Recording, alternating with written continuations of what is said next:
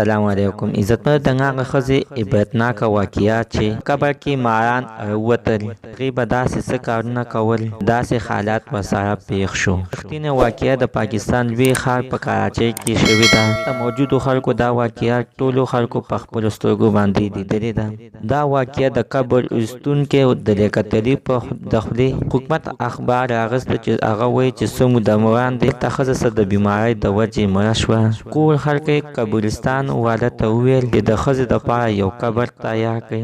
کله چې د قبر په کونستلو باندې کار شروع شو، ولیدل شو چې په قبر کې یو غټ کاڼی راووتلو. نور خلکو نشو کولی قبر لاندې نور وکړي. هغه قبر یې همدغه ځای کې واپس بند کړو.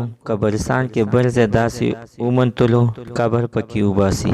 بل ځای کې د قبر په ایستلو په دوران کې ډېر غټ کاڼی راووتلو. هغه نور هم غټ و چې د قبر کنستل هغه ځای کې بند شول.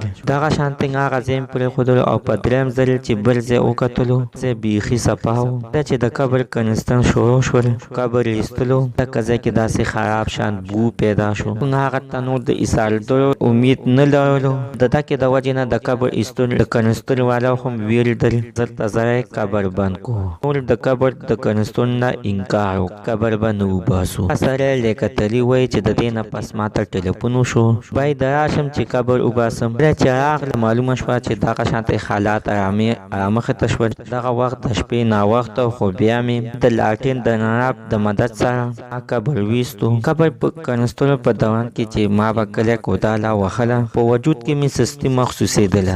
یا باندې هم راغله.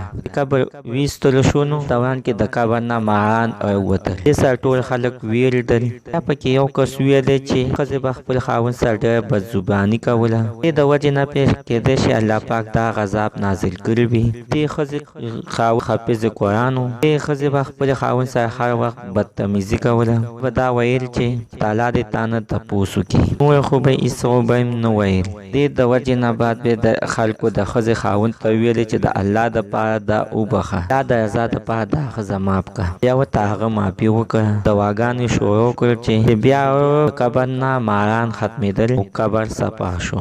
نه پس بیا زر زر دغه ښځه یې بیا دفن کړله. خلک به په دې باندې یقین نه کوي، خو په دې کې څه شک نشته. د قبر غذاب سخت وي او قبر هېڅکله هغه انسان ځان ته نه پرېږدي چې هغه انتهایي ډېر بدعمله وي، ګناهګار وي. انسان ته خو قبر هم ځای نه ورکوي. نور به الله تعالی خو پوهېږي په دې واقعه کې به څومره حقیقت وي. او کنه د اخبار والا به پکې دروغ ویلي وي. که دا واقعه مو خوښه شوي او په آینده کې داسې نور ښایسته واقعه زور پورې معلوماتو دپاره زموږ همدا چینل د سره سبسکرائب کړئ، خوا کې ورسره د ټلۍ نښان ووهئ. هره یوه نوې معلوماتي ویډیو تاسو ته په اسانۍ باندې در ورسېږي.